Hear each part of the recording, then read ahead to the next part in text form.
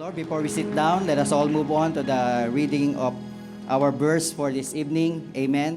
And my verse is in 1 Corinthians chapter 6, verse 19. Amen. One verse lang po. That's why as we read it, maiksi lang. As we read it, let us read it with all understanding. Amen. 1 Corinthians chapter 6, verse 19. 3, 2, 1, go. Do you not know that your bodies are temples of the Holy Spirit, who is in you, whom you have received from God? You are not your own. May the Lord add blessing to reading His Word. Tayo po mga kaupunan in the bare presence of God. Good afternoon, everyone. How is everyone today? Good. Amen. Praise the Lord. Batiin nyo nga po ang inyong mga katabi. To the right, to the left, I'm glad that you are here. Amen. I'm blessed that you are here today. Praise God. Praise God. Amen. Today is the very first Sunday of February. Amen. And January is gone. Amen. January is history. At napakabilis nga po ng araw. Amen. February na po. At tayo po ay nasa month ng pag-ibig. Amen. The love month. And this Sunday, amen, today, we have finished our theme last January. Amen. And today, this month of February, we are stepping into a new theme. Amen. And our theme for this month of February is Breakthrough Purity that honors God. Pwede po natin pakita. Amen. Ito, basahin po natin. Amen. Breakthrough Purity. Yung medyo, yung buhay. Amen. Yung, are you alive today? Okay, let us all read with power and with strength. Amen. 1, 2, 3, go! Breakthrough purity that honors God. Amen. Breakthrough purity that honors God. So this month, amen, in the last next three Sundays of the month, amen, we will be hearing a lot about purity. We will be hearing about honoring God. Amen. And this afternoon, today, amen, ang pag-aaralan po natin dito is about purity and honor. Amen. That's why I entitled my message for this afternoon, Pursuing Purity that Honors God. Amen. Pursuing purity that honors God. And our verse for this afternoon, kaya po na kanina, in 1 Corinthians chapter 6, verse 19, it says in there, do you not know that your bodies are temples of the Holy Spirit? Amen. The Bible is saying to you and to me that our body is the temple of the Holy Spirit. Amen. Who is in you, whom you have received from God. Amen. God gave us the Holy Spirit. That's why kanina po, when we are singing, amen, we welcome the Holy Spirit. We welcome the Holy Spirit because our bodies are temple of the Holy Spirit and we are not our own. Amen. Meaning, amen, we don't owe our bodies. We don't owe ourselves. Amen. It is God who owns us. Amen. That's why 1 Corinthians, as my part of introduction, amen, 1 Corinthians chapter 6, verse 19 means that Christians, amen, sabi po dito, means that Christians are dwelling place for the Holy Spirit. Amen. We are the dwelling place of the Holy Spirit, signifying that we belong to God. Amen. Tell it to yourself, I belong to God. Amen. We belong to God. That's when we belong to God. When we belongs to God, I believe, amen, that believers should honor God through holy living and purity. Amen. When believers belong to God, they should honor God through holy living and purity. In the Bible, makikita po natin, when we talk about honor, it talks about giving high value. Amen? When we talk about honor, it says in there that it gives high value. When we talk about honor, it gives deep respect. Amen? It gives reverence. And all of these things should point only to God. Amen? We give the highest reverence, we give the highest honor, we give the highest respect to our God. God deserves to be honored. Amen? God deserved to be honored. Why? Makikita po natin, the reason why God deserved to be honored because God is the creator and sustainer of everything. Amen. He is the creator of everything. As the Bible declares in Acts chapter 17 verse 24 in the New Living Translation, it says in there, He is the God who made the world and everything in it. Everything in it. God made the world and everything in it. That's why what we are wearing today, whatever we have, our house, our cars, amen, our children, they belong to God because He is the creator. Amen. God is the creator of universe and all the things that exist. That's why it is just right to honor Him. Next, makikita po natin, the reason why we need to honor God is because God is holy in nature. Amen. He is holy in nature. In Psalms chapter 99 verse 9, it says in there, Exalt the Lord our God and worship at His holy mountain, for the Lord our God is holy. Amen. And when there is someone is holy, it requires honoring. Amen. Because our God is unique, superior, and completely holy. Next, makikita po natin, the reason why we honor God is because God saved the humanity. Amen. God saved humanity through His work of redemption. We all know that the Lord Jesus Christ died on the cross. Why He died on the cross? Amen. So that He can redeem us from all our sin. He can forgive us from all of our sin. In Colossians chapter 1, verse 13 to 14, it says in there, For He has rescued us from the kingdom of darkness and transferred us into the kingdom of His dear Son. Amen. When we haven't known the Lord yet, we are in the kingdom of darkness because of our sin. Amen. That's why when God saved humanity, when the Lord Jesus Christ gave His life for you and for me, amen, He has rescued us from the kingdom of darkness and transferred us into the kingdom of His dear Son. Amen. Jesus paid the ultimate price for human sin, making us worthy again, amen, into the sight of God. That's why He needs to be honored. Amen. He deserves to be honored. Another thing, the reason why we need to honor God, because God's love, amen, God's love is and grace is unending. Sabihin po natin, God's love. God's love and grace is unending. Sometimes we thought, sometimes people think that God does not love them because of problems, because of difficulties. Amen. But those things are not true. God loves us.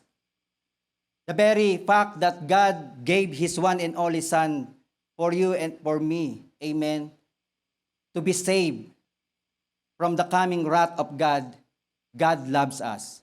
And the Bible declares in John chapter 3 verse 16, For God so loved the world that He gave His one and only Son, that whoever believes in Him will not perish, but have eternal life. Amen. God's love has been given to you and for me. That's why His love is unending. His grace is unending. And we can see here, even today, even our life here on earth, the Bible is promising to us in Lamentations chapter 3, verse 22 to 23, it says in there, the faithful love of the Lord never ends. Amen? The faithful love of the Lord never ends. Amen. It's unending. His mercies never cease. Great is His faithfulness. His mercies begin afresh each morning. In other translation, His mercy is new every morning. Amen? That's why God's faithfulness, God's love, God's mercy is constant. Amen? And because of His love and grace, He deserves to be honored. He deserves to be honored. A lot of people, are in the hospital. A lot of people want to live. A lot of people in this world wants to experience freedom. And sometimes those are the things that those are the things that we are not realizing that, God's love and grace is always extending into our lives. The very fact that, we wake up this morning, open our eyes, and finding out that we are still breathing. Amen. We are ought to give honor to our God who gave us life. Amen. That's why He deserved our honor. And last, makikita po natin, the reason why God deserved our honor is God is sovereign. Sabihin natin, sovereign. He is sovereign. He is a supreme ruler. His plans cannot be thwarted. Whatever God said, it will be done. And the Bible says in Psalms chapter 115, verse 3, Amen, our God is in heaven. He does whatever pleases Him. That's why our God is not restricted in any circumstances. That's why whatever your prayer today, maybe you're in a difficult situation, maybe you need an answer to your problems, maybe you need to get out from this kind of situation that you don't know if there's any solution or not. Well, our God is in heaven. He does whatever that pleases Him. He can do the impossible things in your life. Whatever your prayer is, whatever your desires and longing in your life, there's nothing impossible for God. Just need to ask Him. Amen? Kaya nga po, with all these qualities of God, I believe God absolutely deserves to be honored. Would you agree with me? Amen?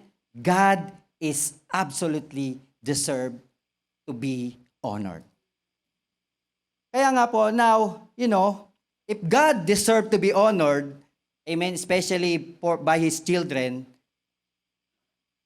there's a verse in the Bible that, something different.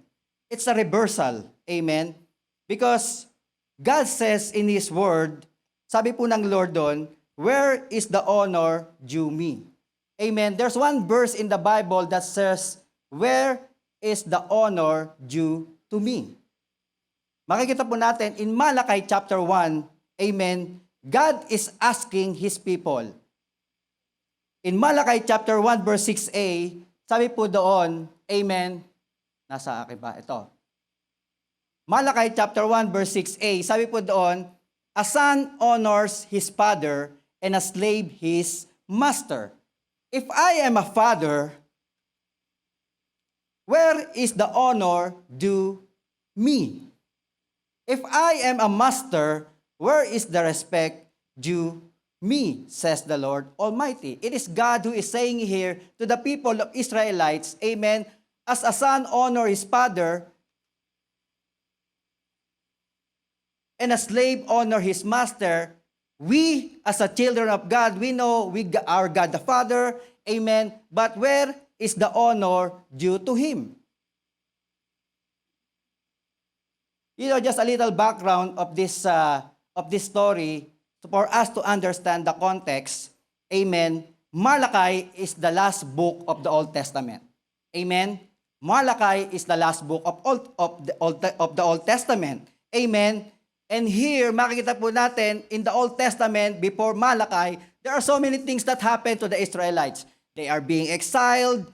Amen. They being captured. All the hardship, all the difficulties they have experienced. And God promised them that I will save you. God promised them that I will rescue you from the hand of the Babylon.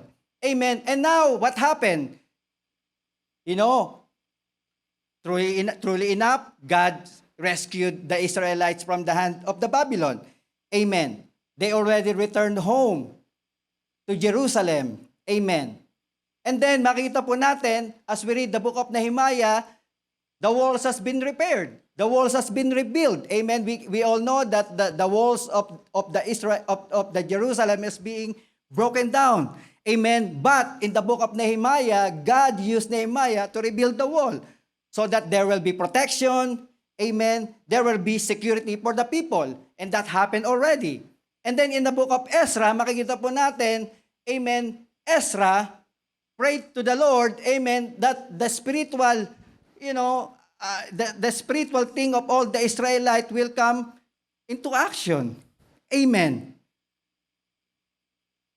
Ezra helped the people of the Israelite, they helped their spirituality come back.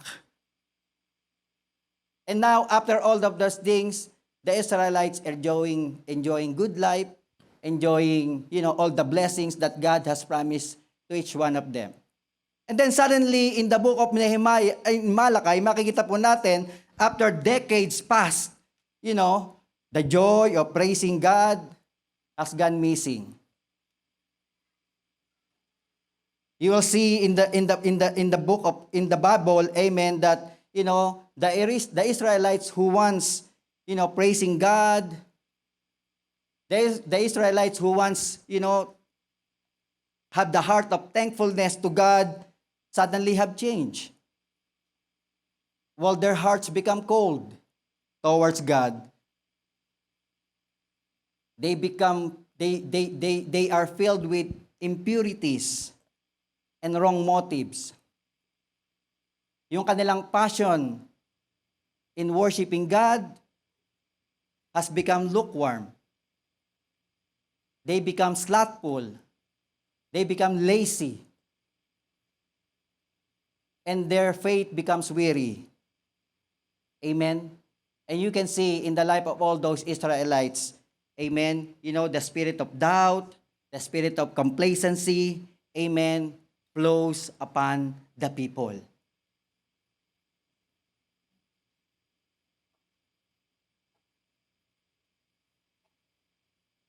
In short, they lost their sense of honoring God.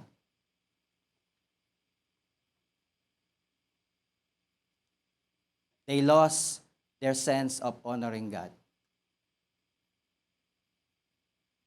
And because of this, God is not pleased with them.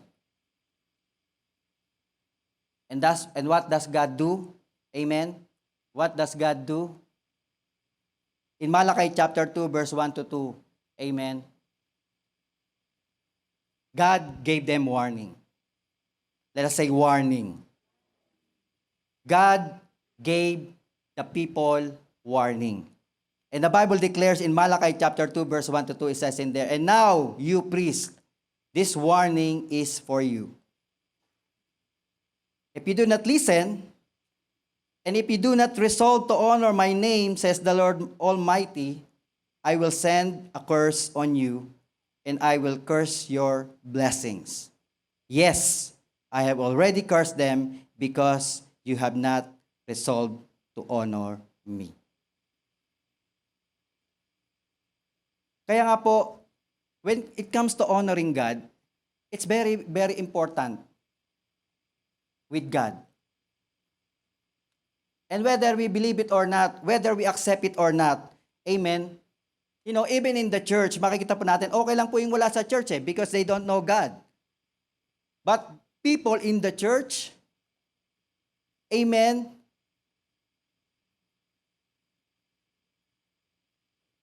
a lot of people in the church are like, people in the time of Malachi. People are experiencing lukewarmness. People are experiencing slothfulness. People are experiencing apathy. Doubt, complacency among believers. And sometimes we think that is okay. Sometimes we think it is okay with God. But just like the Israelites, I believe God is giving us warning. Amen? God is giving us warning. Warning that we need to honor God because He deserved to be honored. Amen? And I believe none of us wants to experience curse. Right? All we want is blessing. Kahit na nga yung mga nagkakasala, all people who commit sin, they still want blessing.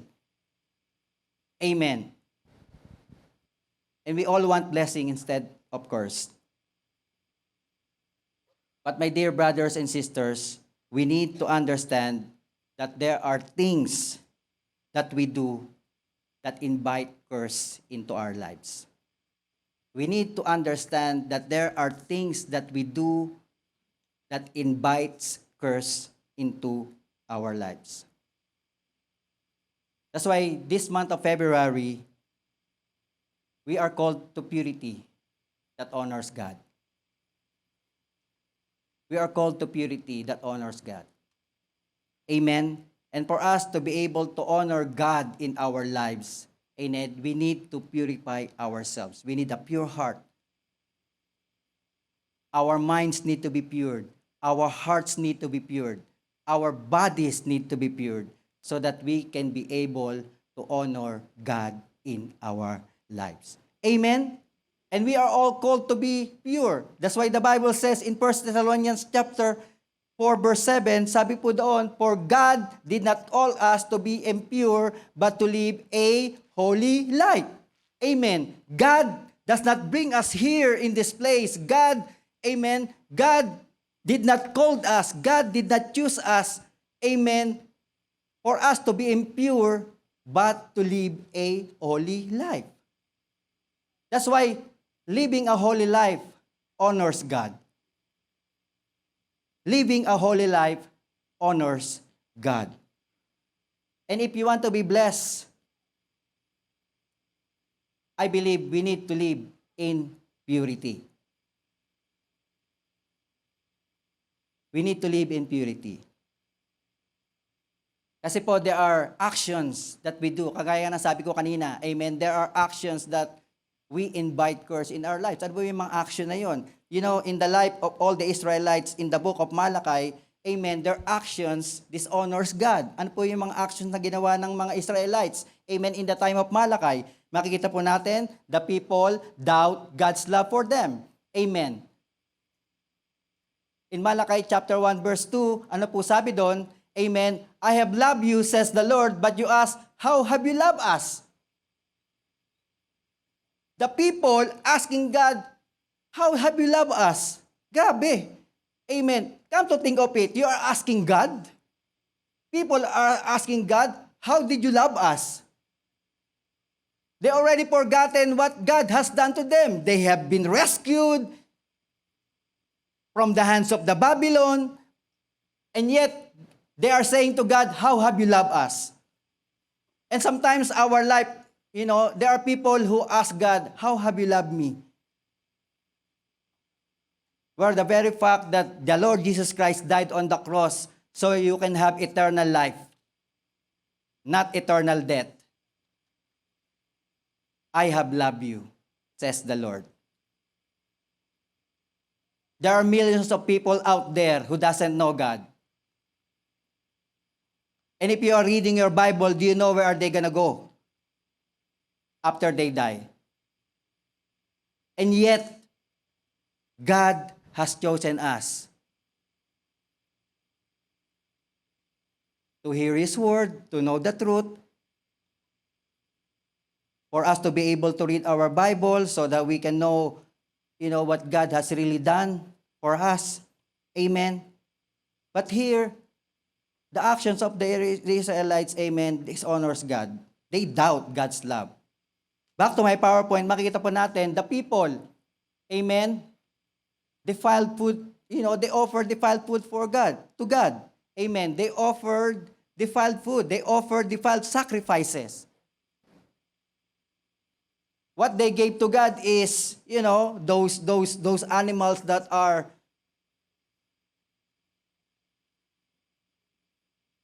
sick,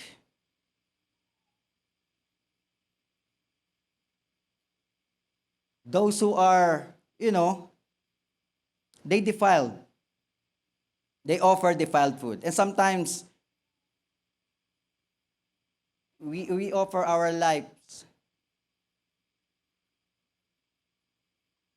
with a defiled sacrifice. Many people live in sin. There's a difference between committing sin and living in sin. Committing sin, well, of course, we are not perfect. We still commit sin. But living in sin, it's wrong and you're still doing it, that's a different story. Amen? And then you come to church, you know that you are living in sin. Do you think that's honoring God?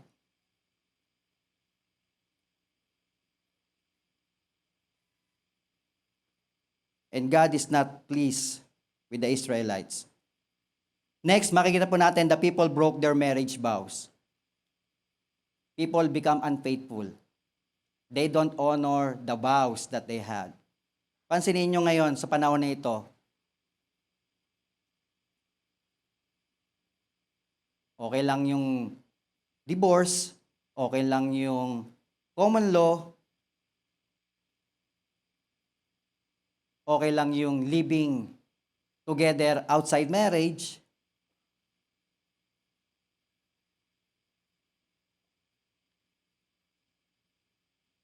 But those things does not please God. Those are pornography.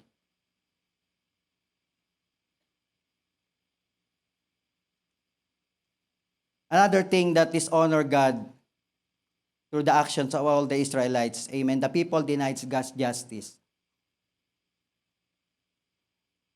People denied God's justice. What does this mean? People think that God allowed those wicked people to prosper. That is okay with God. That's why, they being prospered, doing wickedness. Might as well do it too, so I can be prospered. But if you read their Bible, there's a lot of promises in there that those wicked people will perish.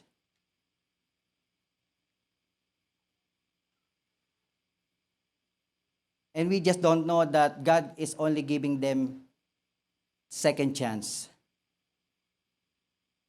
But here, they denied God's justice. That's why whatever other people's doing, okay, then they'll just do it. Next, the people disobeyed God's law and withheld their tithes and offering. Ito, palagi natin narinig to. Amen? In Malachi chapter 3, verse 8. During exhortation of worship giving. Amen? Malachi chapter 3, verse 10. But if you go Malachi chapter 3, verse 8, the Bible is saying, will a mere mortal rob God? In other translation, will a man rob God?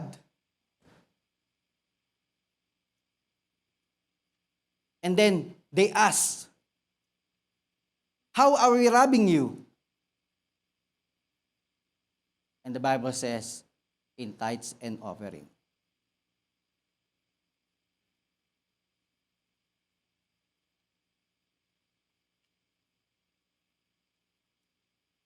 Next, we can see the people spoke arrogant words against God. Amen. Malachi chapter 3, verse 13. They spoke arrogant words about God.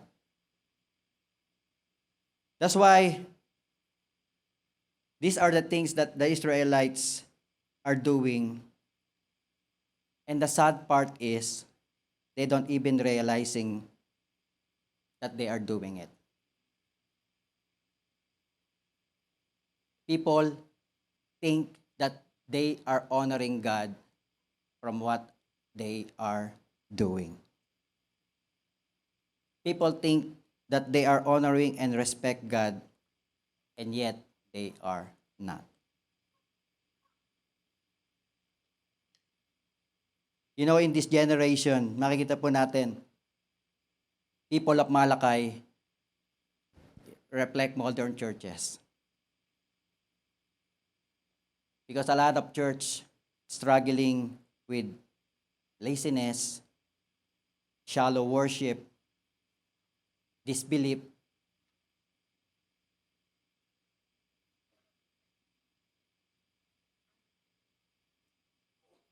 A lot of people today questions God's loves and justice. Kaya makikita po natin, if you're watching the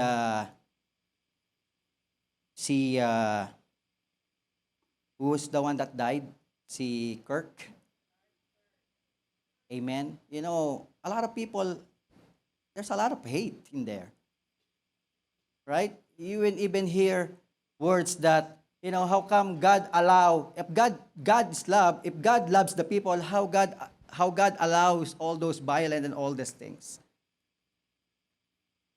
And there are a lot of people like that in this world. Amen. They question God's love and justice. Why they prosper? They don't go to church and yet they prosper.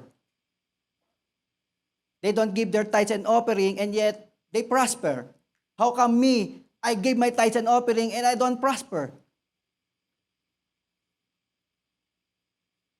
I'm doing the right thing, but how come I'm still living like this?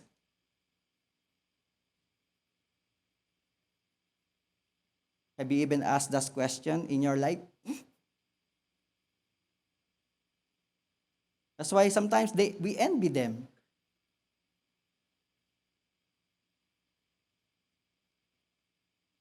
But don't forget, this life here on earth is not our real home. This life here on earth is just temporary. Imagine where you're gonna go and where they gonna go after they die. Just think about it. Don't mind all the material things that you want to have here on earth.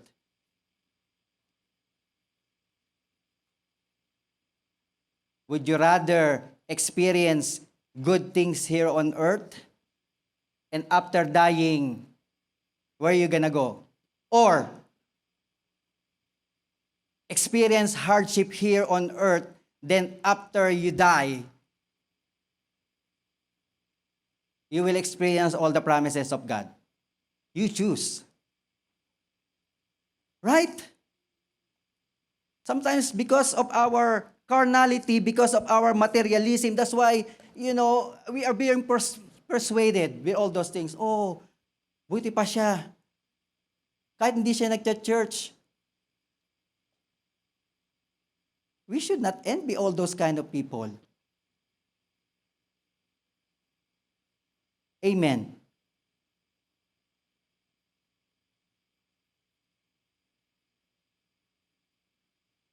And a lot of people also in the church, amen, a lot of people are guilty of this. Amen. They offer God. Kanina, the people of Israelites offer defiled food to God. And a lot of people in the church offer their leftover time, leftover energy, leftover money, rather than their best.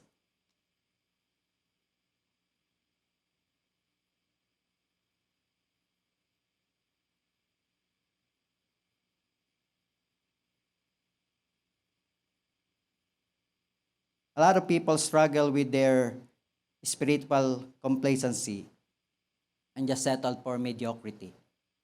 Amen? We don't give our best to God. We don't honor Him. We compromise.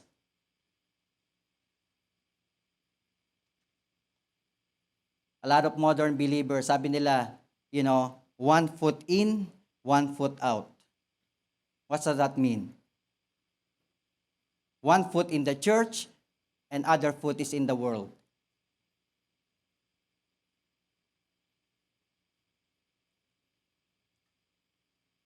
Sunday, you are holy. Monday to Saturday, you are not.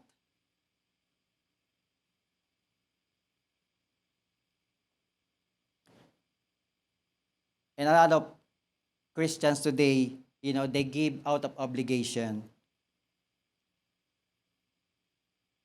rather than sacrifice.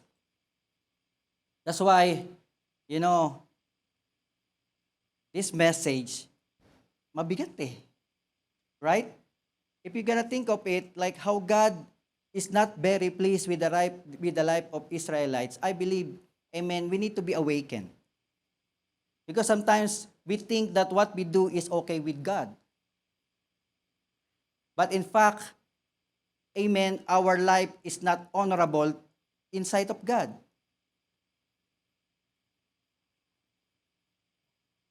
That's why here, God talked to Malachi. You need to talk to the people. Tell them. Give them warning. Maybe when I'm trying to study, amen, God direct me with this message. It is a warning. It's a warning for each and every one of us. Amen. That whatever we do for God, amen, it should be always be the best. That whatever we do for God, amen, will give Him honor. Amen, because He deserved to be honored. Amen? Buti nga warning eh. Still, God is good. God's giving us warning.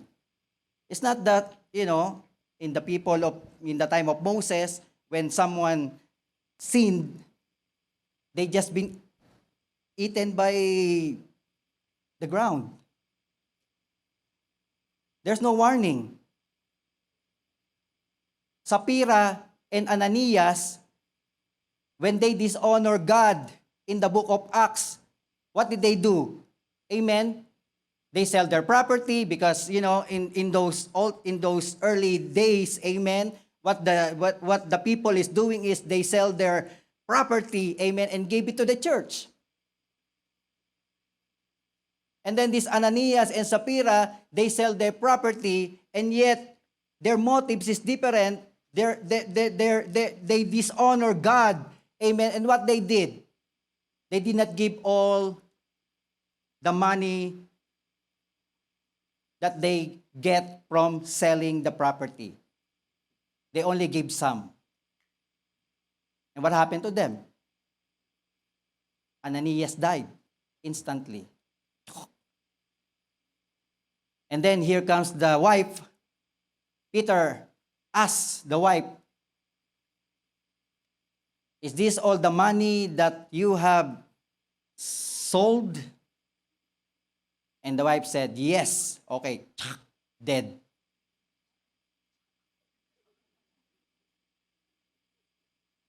Kaya mabait pa rin ang Lord sa atin. Amen? God's still merciful and graceful in our lives. Sometimes even we commit sin and yet we still have that grace. We still have that mercy. Amen. And God is giving us a warning. And we need to be thankful that we are being warned. Amen? Because this is for our own good. Honoring God is for our own good. If you want to be blessed, then you need to honor God with a pure heart. Amen? Kaya nga po, Malachi calls for purity. Let us say purity. Malachi calls for purity. And we are called to be pure. We are called to have a holy life. We are not called for impurity, but we are called for a holy living. That's why we need to pursue purity. Amen. And ano ba meaning ng purity? What is purity?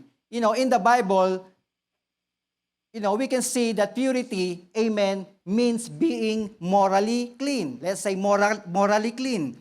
Amen. When we talk about morally clean, amen, you are clean in your behavior, you are clean in your motives, and you are clean in your principles. Amen. Everything that you think is clean. All your motives are clean. Your principle in life is clean. That is being morally clean. Next, makikita po natin, Purity means clean from sin. Amen. Free from sin. Hindi po ibig sabihin nito na we are sinless. No, this is not what it means, that free from sin. Meaning, amen, we are not being controlled by sin. Kaya nga, what I said kanina, amen, committing sin and living in sin is different. Purity is not living in sin.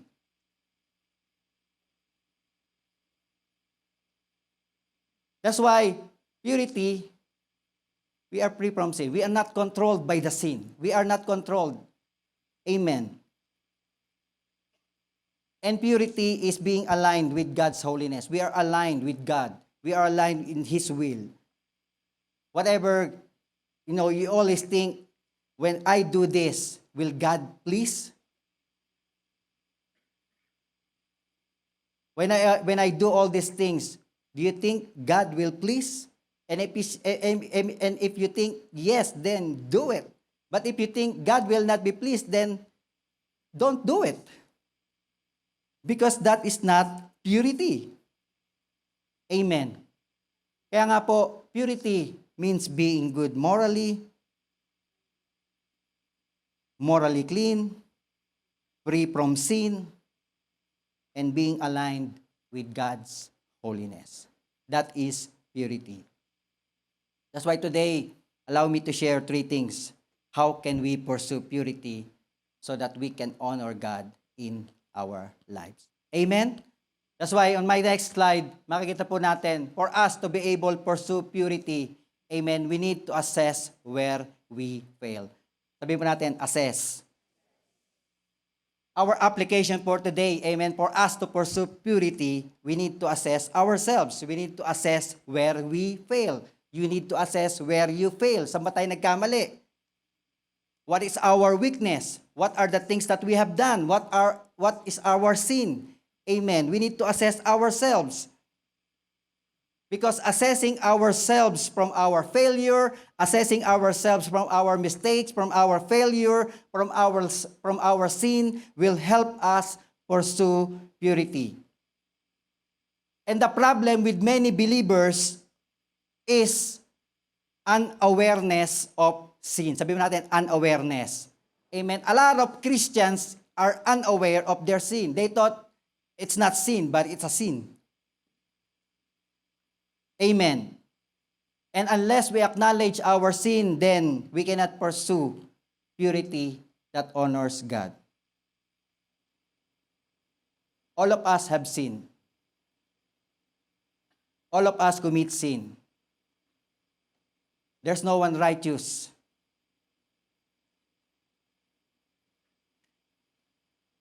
Even me, I commit sin. Pastora can commit sin. All of us can commit sin because we are not perfect. But if you're saying you have not sinned, then you have a problem. Because the Bible declares in 1 John 1, verse 8 to 9, sabi po doon, if we claim to be without sin, we deceive ourselves. And the truth is not in us. Kaya nga po, sabi po sa verse 9, if we confess our sin, God is faithful and just to forgive us and purify us from all our unrighteousness. The only way we can be purified is that we acknowledge our failure, our weakness, and our sin. Amen? That's why our first step for purity, amen, in pursuing purity is we need to assess ourselves. Who am I? Maybe because, maybe we are unaware of what we are doing, that we are already committing sin, and yet we don't know. We are dead. There's a story about a Christian girl who asked the pastor a question. And she has this problem because what's her problem is she has a doubt. Because this girl always attend church, she prayed every day, but there's something in her mind, amen, like it's a recurring sense of sin. And then she asked the pastor, why is it that my friends who never go to church, who don't take religion seriously, never felt a bit of guilt?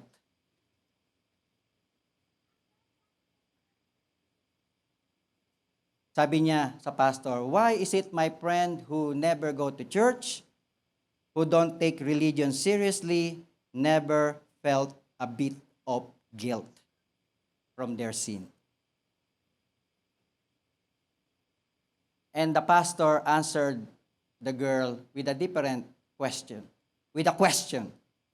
And the pastor asked the girl, if I put a 100-pound stone on top of a dead person, would that dead person feel it?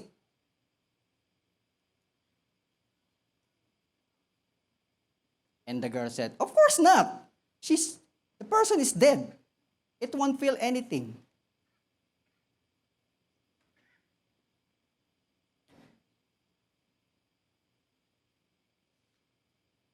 It can't feel a thing, sabi niya. Exactly. The pastor replied, those who don't feel the weight of sin are also dead. They don't care about their sin because the soul is dead with unbelief. Kaya nga po, mag-iingat tayo.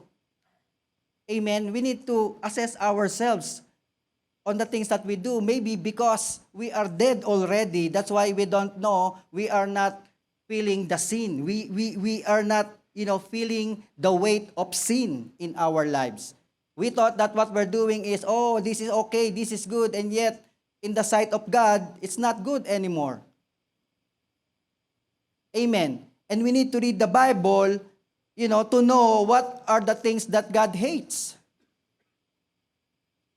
We need to read the Bible so that we know what are the things that God are not pleased. Amen. And the Bible says in James chapter 4, verse 1 verse 4, sabi po doon, ano ba yon? Everything that you ought to do and not do it is a sin. Makikita nyo ba, projectionist? James chapter 4, verse 1, 4. Everything that you do, everything that you ought to do. Ito, James chapter 4, verse 17. If anyone then knows the good they ought to do and doesn't do it, it is a sin for them. So meaning, everything that you thought that you ought to do and not do it, it is a sin already. Is it going to the church is good? Amen. So if you don't go to church, what happened?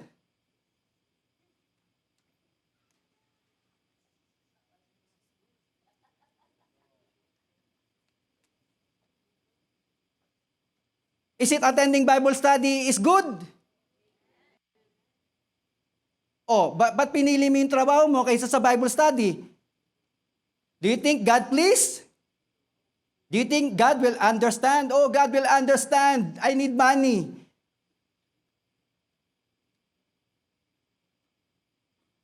Do you think prayer and reading your Bible is the right thing to do? Amen. So if we don't read our Bible and if we don't pray, then do you think it is a sin? You interpret the Bible. That's why sometimes, amen, we don't feel anymore the weight of the sin because we are spiritually dead. That's why we need our spirit to be alive. We need to repent. We need to apply 1 John 1:8 to 9 in our lives. Amen. We need to acknowledge that we have sinned, that we have shortcomings. Amen. And if we confess our sin, He is faithful and just and forgive us from all our sin and cleanse us and purify us from all of our righteousness. And that's the only time God can move into our lives. Amen? That's our step for purity. So we can honor God. A purity means avoiding the danger of sin denial. Nakuha ko po ito eh. Maganda po ito eh. I got this from when I was Googling something. A call to purity means avoiding the danger of sin denial and instead practice the habit of sin confession. Minsan magaling tayo sa sin denial, pero pagdating sa sin confession, wala tayo. We justify what we do. We make excuses. Dapat po, our motto is avoiding sin denial and practice sin confession. That way, we can live a life of purity. Amen? Praise the Lord. Pangalawa po, secondly, meron pa Ephesians, sa Ephesians 4, chapter 18, this is the reason why, amen, we don't know that we are sinning, we don't feel the weight of our sin, because in Ephesians chapter 4, verse 18, we are darkened. Amen? Our sin darkened our understanding and separated from the life of God because of the ignorance that is sin in them due to the hardening of their hearts. Amen? Pagka hindi na natin napipil yung sin, hardening hearts natin. Amen? And we are being darkened, our understanding become darkened and separated from the life of God. Amen? Kaya nga po, we need to assess ourselves. Assess our failures, assess our weaknesses, assess our sin for us to become pure. Secondly, check our motives. Sabihin mo natin, motives. We need to check our motives. We need to check our motives all the time. You know, the Bible has a lot to say about motives. And the reason why God is angry with the Israelites in the time of Malachi is because of their wrong motives. Everything that they do for God is wrong motives. And we need to remember, we always need to remember, amen, that God looks at the heart and the motives of our hearts. God looks at the heart and examine our motives. Amen? Kaya hindi porke, in the sight of men, makikita po natin, oh, this person is doing good. Last Win Summit nga po, amen? I shared about clean hands and pure hearts. Because one of the requirements, amen, for us to experience the presence of God, who can stand in His holy mountain? Who can ascend?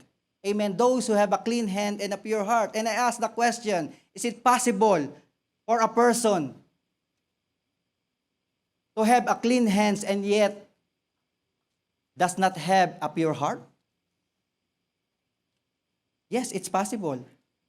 Because a lot of people do good things and yet their motives is different. Their hearts is different. Amen? They came to church with a different motive. I've been to the church for a long, long, long time. A lot of people come to church looking for someone. They're not looking for God. They're not looking for the Holy Spirit. They're looking for a partner. A lot of people goes to church, amen, and look for something. What can I get from here? Instead of helping, instead of serving,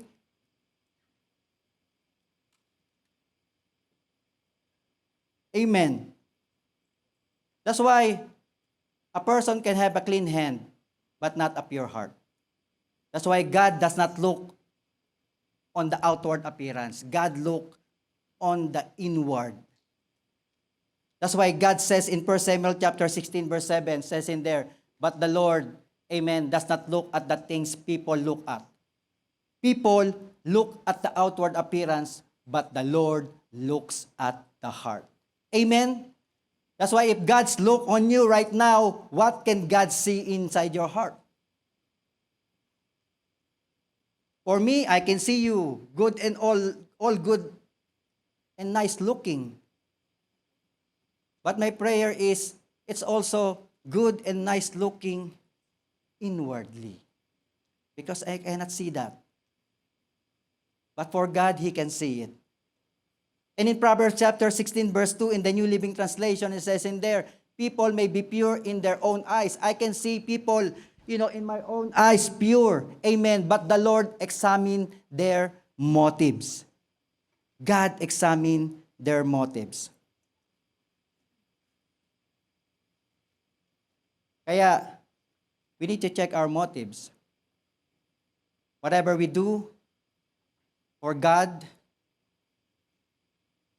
whatever we do for our brothers and sisters, whatever we do for the church, whatever you do for your family, we need to check our motives.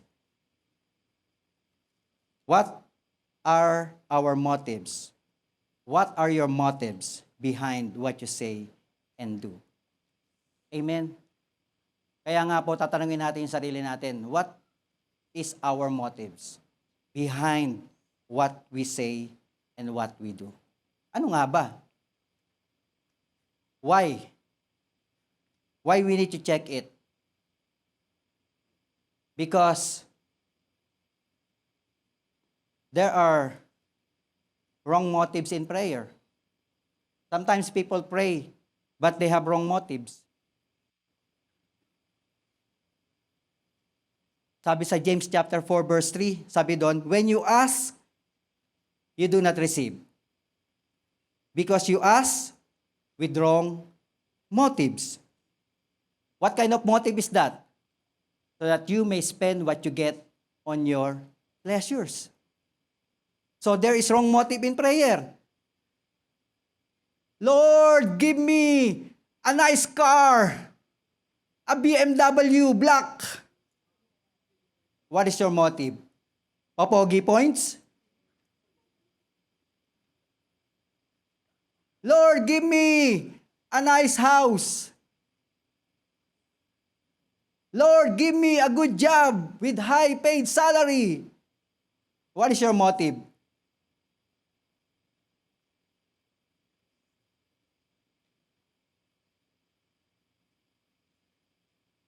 What is our motive? Why you need a big house? Why you need a nice car? Because my neighbor has a nice one too. That's why I want that too. Lord, give me a good job, a high-paying job, so that the people who mock me in the Philippines, I will mock them too. Right? The people who mock me when I don't have anything, now I'm in Canada. I'm working 3 times a day. 3 times a day. See who's rich now. Right? I hope it's wrong. But there are wrong motives in prayer. That's why we need to check our motives. When we pray, amen, what are the motives behind what you say and what you do? Amen? That's why when you pray, check your heart. You pray for your leader, you check your heart. Lord, can you touch my leader, my life group leader? Why? What is your motive? Lord, can you change my husband? Why? What is your motive? Lord, can you change my wife? Why? What is your motive? Maybe you're the one who needs to change, not your wife. Maybe you're the one who needs to change, not your spouse, not your husband, not your children, not your parents. Maybe you're the one that needs changing. And your prayer is, Lord, change this person. What's your motive? Amen?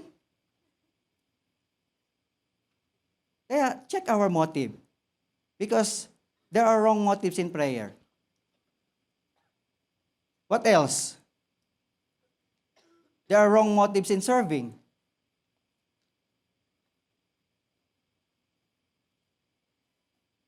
Not all people serve with right motive. A lot of people serve with wrong motives. Sabi po sa John chapter 12 verse 43, naghahanap pa kasi ako ng magandang supporting verse pero ito yung mga nakita ko talagang tama lang sa serving. Amen? Sabi doon, for they love human praise more than praise from God.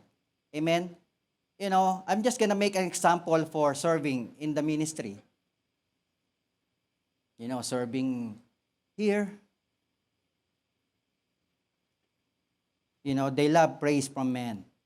Oh, wow, ang galing.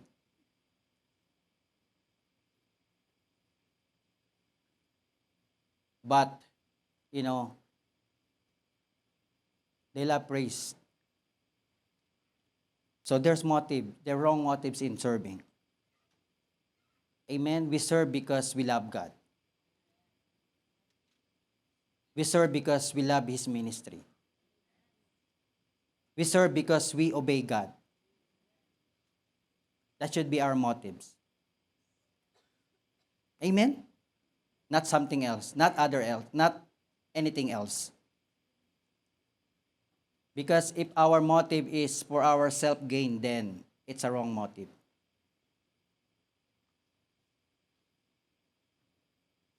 What else? There's wrong motives in giving.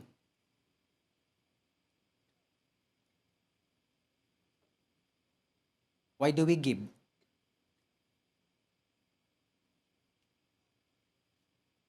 You know, here in Canada, we are blessed. Why? Because you receive tax receipt. In the Philippines, there's no tax receipt. So what you give, that's it. But here in Canada, you give and then you receive tax receipt and then you get refund from the government.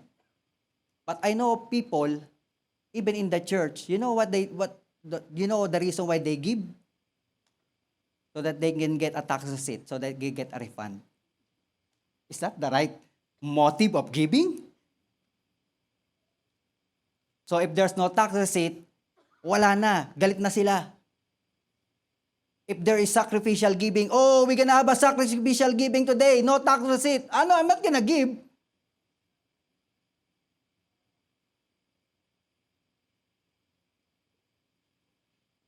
Because there's nothing in return. Amen? That's why, you know, there are wrong motives in giving as well. I'm not saying that is you. I praise God that, you know, there's not someone here in North Calgary. Amen? But I seen people who do that.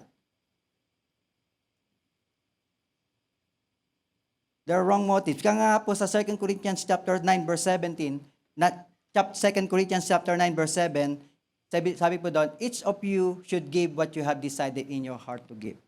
Amen? Whatever you decided in your heart to give. Not reluctantly or under compulsion, for God loves a cheerful giver. Amen? So when we give, not reluctantly, not under compulsion, hindi po tayo napipilitan. We are not obligated. Because we give because it is the right thing to do. Amen? Kaya nga, we need to check our motives. And how can we check our motives? Just need to ask questions in ourselves. Am I doing this for God's glory or for my own recognition? If it's for God's glory, then that's a right motive. If it's for your own recognition, then I don't think it's a right motive. Simple lang naman. It's very simple. You'll know it. How will you know that you have the right motive? How can you check your right motives? If you are being corrected, or if you are being criticized, will you quit? When you are being corrected, will you quit? Kagaya niyan, may message, is a sermon. Will you accept it? It's from the Bible.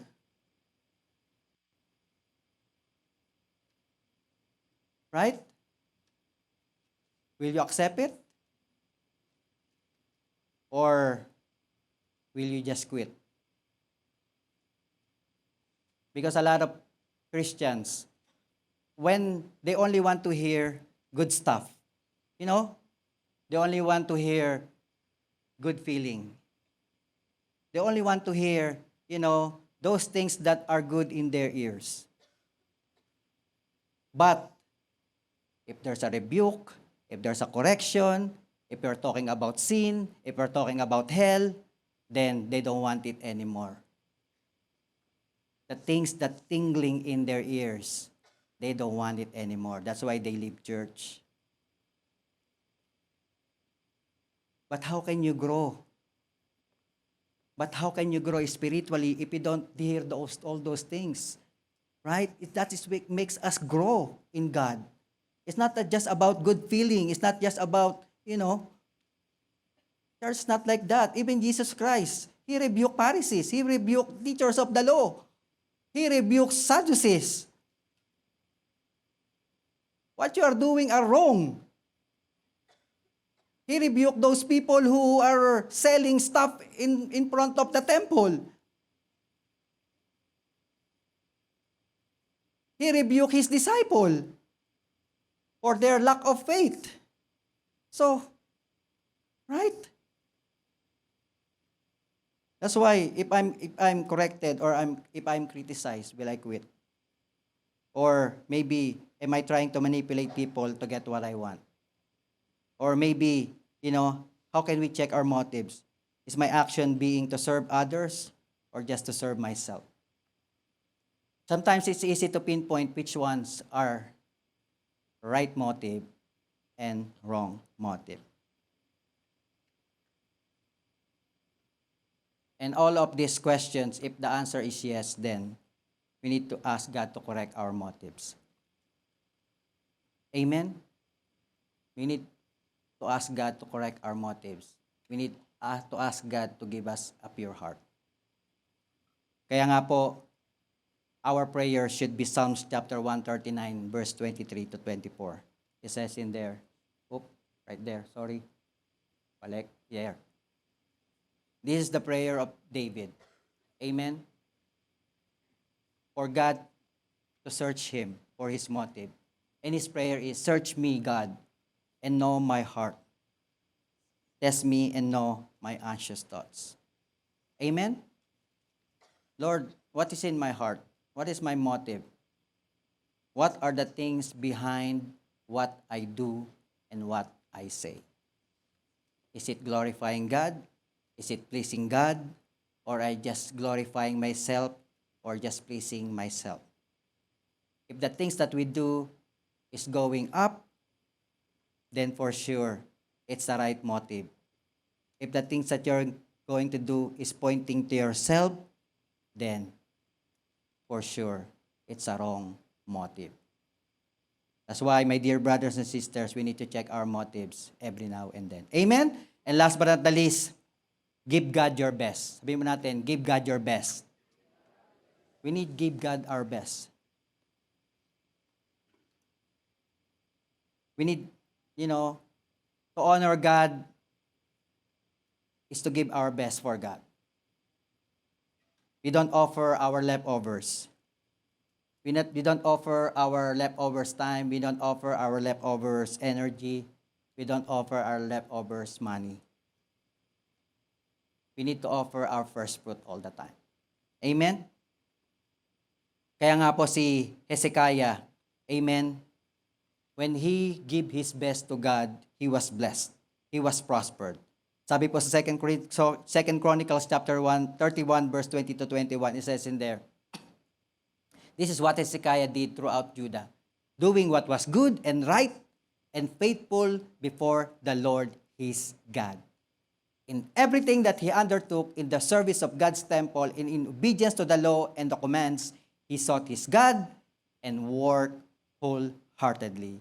And so he prospered. Amen? Kaya,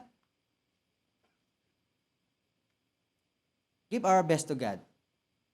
And for sure, we will be prospered. Our best. Our wholehearted devotion. Everything that we do, amen, we do it for the glory of God. Amen? And what does giving our best mean today? Giving your best with your time. Not just the remaining minutes. Giving your best with your time, with God, not before you sleep. But giving the best part of your time with God. So in the morning when you pray, your best part. Amen? Not that before you sleep and then you're so tired and then suddenly, in the beginning ka pa lang and then suddenly, you wake up, umaga na. Hindi ka na nakapag-amen because you're so tired. It's all leftovers. Amen. But we need to give the best of our time. Giving our best with our talent. Amen? God has given us talent. What is our talent? We give God our best talent. Giving our best with our obedience. Amen? We need to submit in all the areas of our lives. Even when it's difficult. There are times in life that we cannot obey because it's difficult. But even though it's difficult, amen, giving our best in our obedience. And lastly, giving our best in our giving. Give what due to God. And give what is due to others. Amen? Kaya nga po, for us to pursue purity that honors God, amen, those three things will help us to pursue purity in our heart. Amen? Assessing our failure, where we failed, checking our motives all the time, amen, and giving our best for God in all the things that we do. Amen? Kaya nga po as I end, my last verse for you is in Samuel chapter 2 verse 30. Sabi po doon in 1 Samuel chapter 2 verse 30, therefore the Lord, the God of Israel, declares, I promise that members of your family would minister before me forever. But now the Lord declares, far be it from me. Those who honor me, I will honor, but those who despise me will be disdained.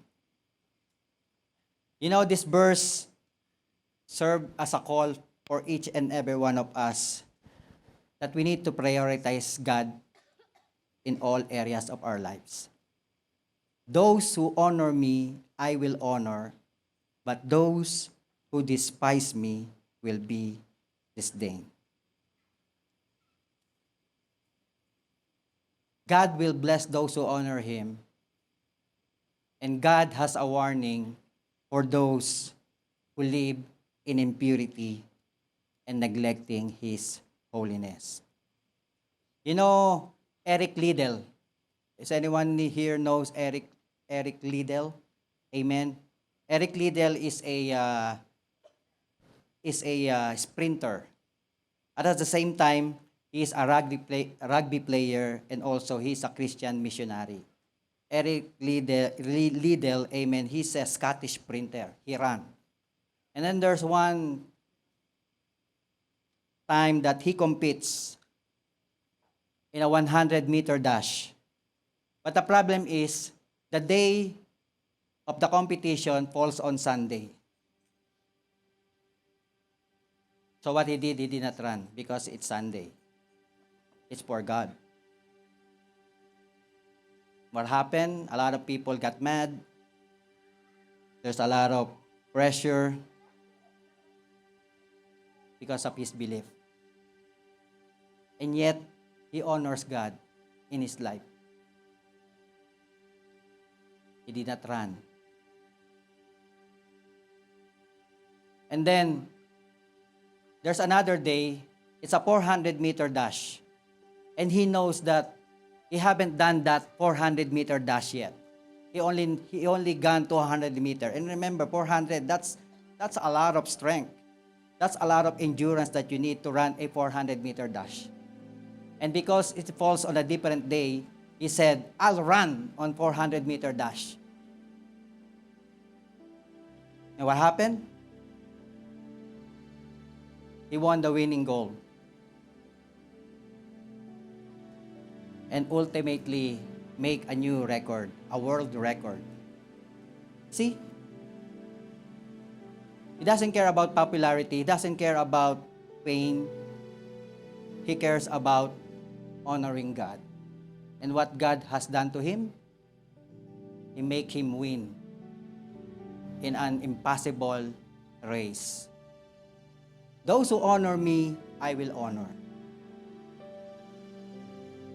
That's why my prayer for each and every one of us, everything that we do, make sure our heart is pure, that honors God.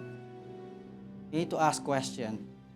Does God will receive honor in the things that I do? And for sure, God will honor you. God will raise you up. God will bless you more than you cannot imagine. And the only question is, will I honor God in my life? And then there's another person. You know Eli the priest. He is the priest in Shiloh. In 1 Samuel chapter 1 to chapter 4. Makita mo natin, he is the priest. And what happened to him? He was condemned because he neglected his duty to prioritize God over his son. What happened to this priest? He allowed his son to do detestable things. He allowed his son to do corrupt things in the house of God. That's why makikita po natin in 1 Samuel chapter 2 verse 30, the verse that we have read. Amen. Those who honor me, I will honor. Those who despise me, I will disdain. And you know what happened to Eli? Well, he is cut off. He was cut off from God's favor. Both of his sons died at the same time. And he died as well. Without anyone knowing that he's dead already. That's why, brethren, there is a grace when we honor God. And there is judgment when we dishonor God.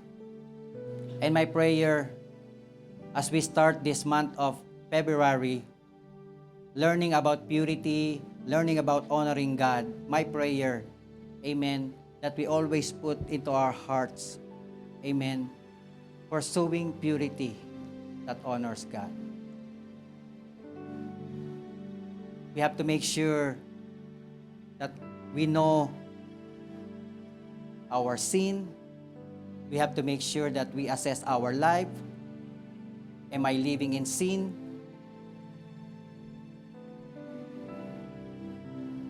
Am I watching my motives? Or do I do my best for God? Those are the three things that we need to check all the time in our lives. So that God will be honored. And those who honor God, God will honor too. Amen? Kaya nga po tayo po tumayo sa oras na ito. Let us all stand in the very presence of God. We need to live a life of total devotion. Of course, we make mistakes. Of course, some of us, we're just a new Christian. Well, That's okay. That's why we're here, to learn about God. That's why we study the Word of God, so we know what God wants. So that we know what pleases God is. The only problem is if we don't care. The only problem is if we neglect. The only problem is if we don't answer to the warning that God is giving us today. That's why today, if we can bow down our heads and close our eyes, I know that we have many shortcomings. I know that we have done things that are not pleasing to God. And sabi nga po kanina, if we say to ourselves that we don't sin, then we deceive ourselves. That's why, ang prayer po ni David, search me, O God, and know my hearts today.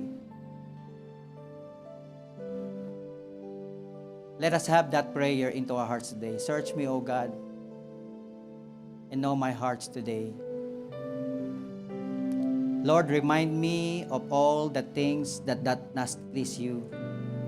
Lord, remind me of all the things that I have done that dishonors you. Lord, remind me of all the things that I have done that is not good and pleasing unto your sight. Because you know my heart, and you know my thoughts, and you know my inmost being. And today, if God allows you to show that sin that's hiding into our hearts, as the Bible declares, if we confess our sin, He is just and faithful to forgive us and cleanse us and purify us from all of our unrighteousness. That's why today, let us all confess our sin, all the things that we have done. If we are living in sin, then we need to make a decision now. Because God is not just a God of grace and mercy, but He is also the God of just and the God of wrath. We don't want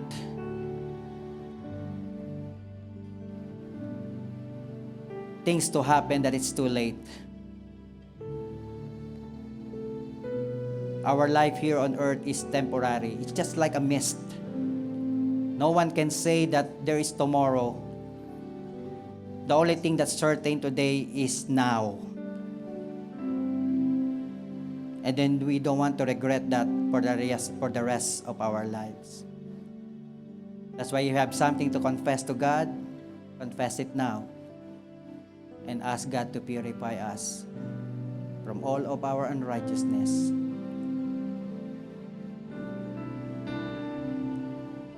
Hallelujah. Purify your people, O God.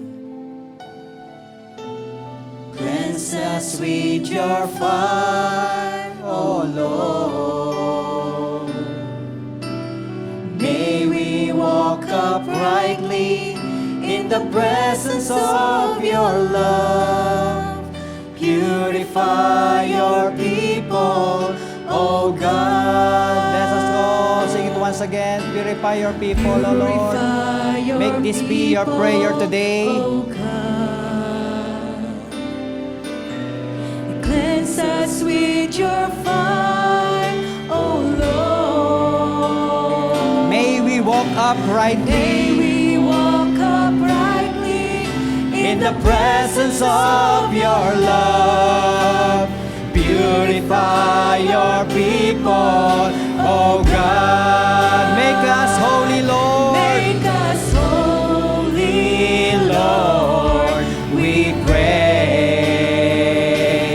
In your likeness, righteous in our ways. Let us be a praise to the glory of your grace. Purify your people, oh God. Make us holy, Lord. This is our prayer today. Make us holy.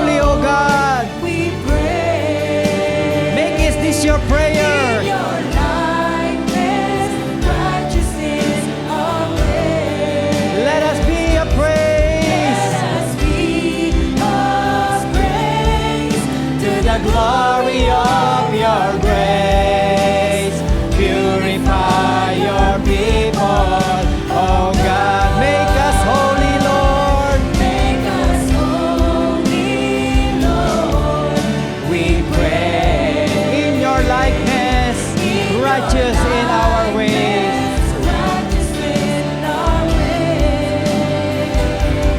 Let us be a praise to the glory of your grace. Purify your people. For the last time, let the people of God sing. Make us holy, Lord. Holy Lord, we pray. Make us holy, Lord. In your likeness, righteous in our ways. Let us be a praise to the glory of your grace. Purify your people, O God. Lord, let your mercy and grace continue to flow upon the life of your people. I know, Lord, that we acknowledge, Lord, our weaknesses, our shortcomings. That's why, Lord, help us, O God. Help us. Help us, O God, to stand firm. Help us, O God, to overcome any temptations in our lives. Help us, O God, to obey your word. Help us, O God, hallelujah, to honor you in our lives.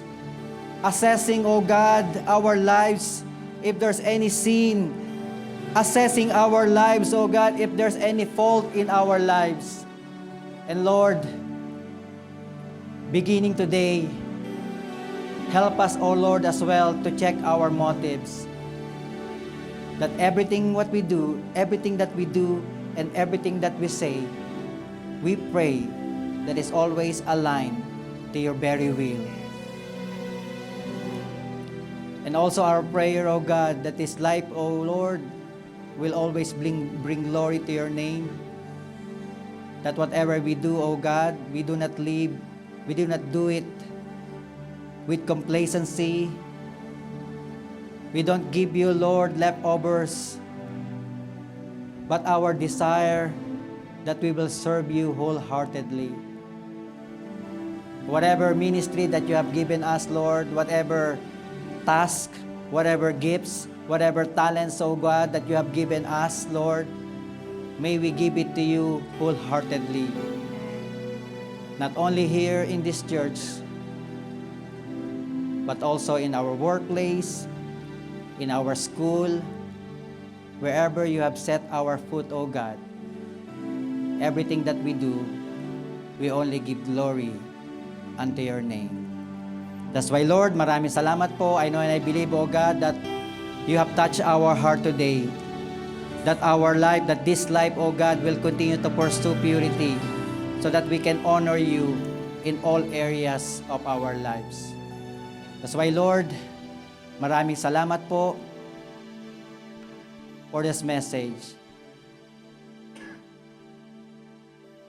And if you can follow me with this simple prayer, acknowledging that God is the master of our lives.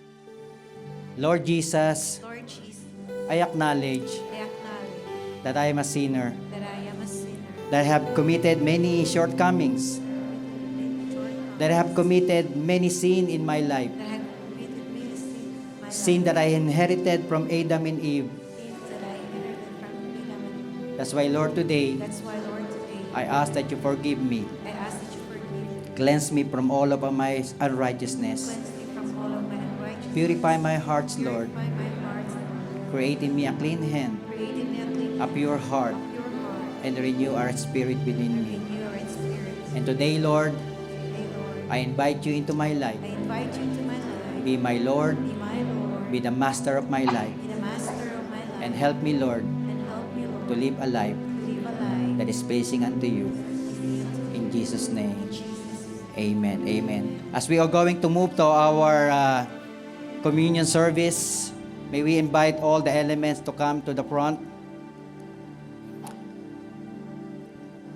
You know, every first Sunday of the month, we are remembering, we are commemorating the Lord's Supper.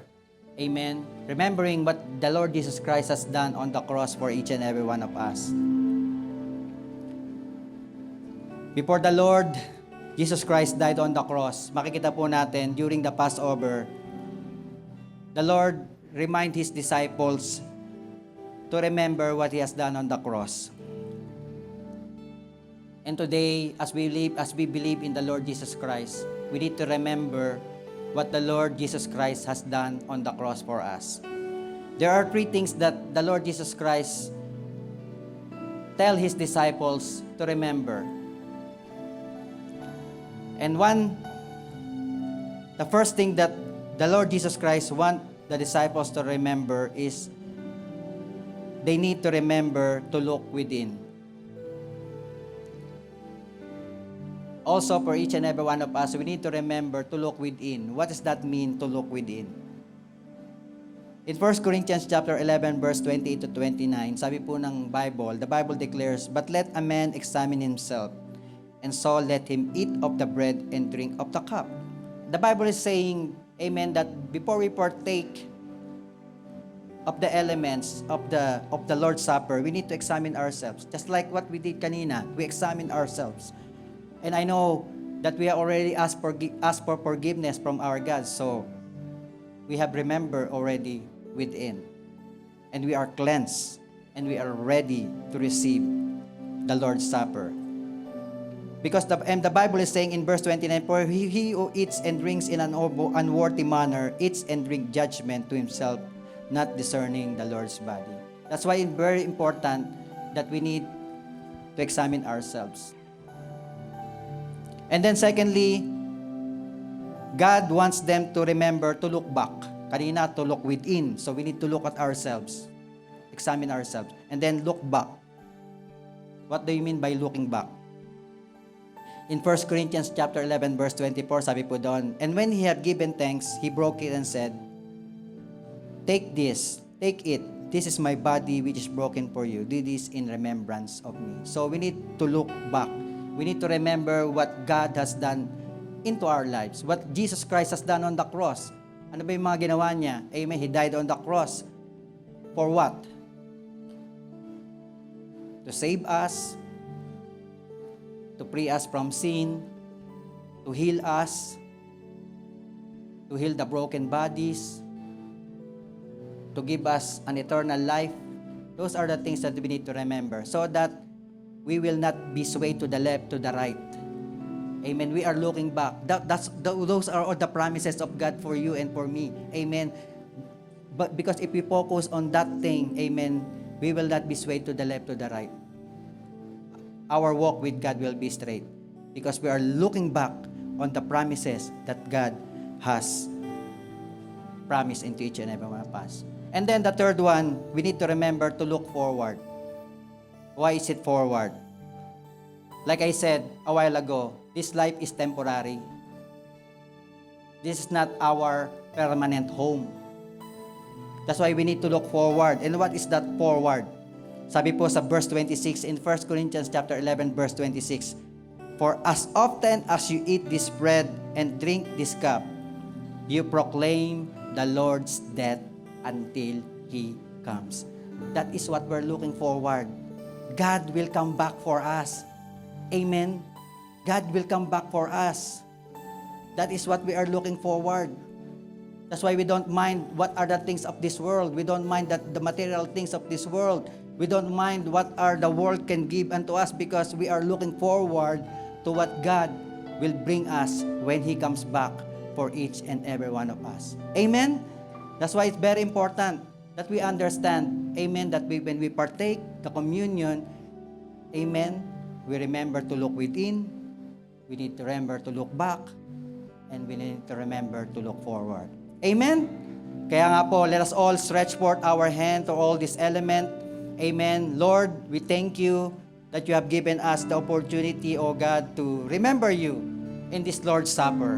That's why we pray, O God, that you will continue to bless all this element, O God, the bread that symbolizes your body that was broken, and the juice that symbolizes your blood that was shed on the cross. May you bless all this element, O God, and that whatever promises, O God, that you have mentioned, that you have said, O Lord, in your word, let it come to pass, O God, as we partake all this element. Lord, we release healing. We declare, Lord, salvation, O God. Hallelujah. And even, Lord, we declare deliverance, O Lord, in the name of Jesus. And even, Lord, hallelujah, hallelujah. And most especially, O Lord, we declare eternal life, O God, for each and every one of us. As you have promised, O Lord, hallelujah, hallelujah, that you will come back for us and be with you forever. Lord, maraming salamat po. In Jesus' name, amen. Let us all distribute it. Hallelujah. Thank you for the cross, Lord. Thank you for the price you paid, bearing all my sin and shame. In love you came and gave amazing grace. Thank you for this love, Lord. Thank you for the nail-pierced hands. Wash me in your cleansing flow. Now all I know, your forgiveness and embrace. Worthy is the Lamb. Worthy is the Lamb, seated on the throne. Crown you now with many crowns. You reign victorious. High and lifted up. High and lifted up. Jesus, Son of God. Jesus, Son of God. The darling of heaven, The crucified. darling of heaven, crucified. Worthy is the Lamb. Worthy is the Lamb. Worthy is the Lamb. Declare it Worthy is the Lamb. for the last time. Worthy is the Lamb. Worthy is the Lamb. Hallelujah, hallelujah. Let us all lift up the bread that symbolizes the body of our Lord Jesus Christ. In 1 Corinthians chapter 11, verse 23 to 24, the Bible says, "For I received from the Lord what I also passed on to you. The Lord Jesus, on the night he was betrayed, took bread. And when he had given thanks, he broke it and said, 'This is my body, which is for you. Do this in remembrance of me.'" Let us all partake of the bread and thank the Lord.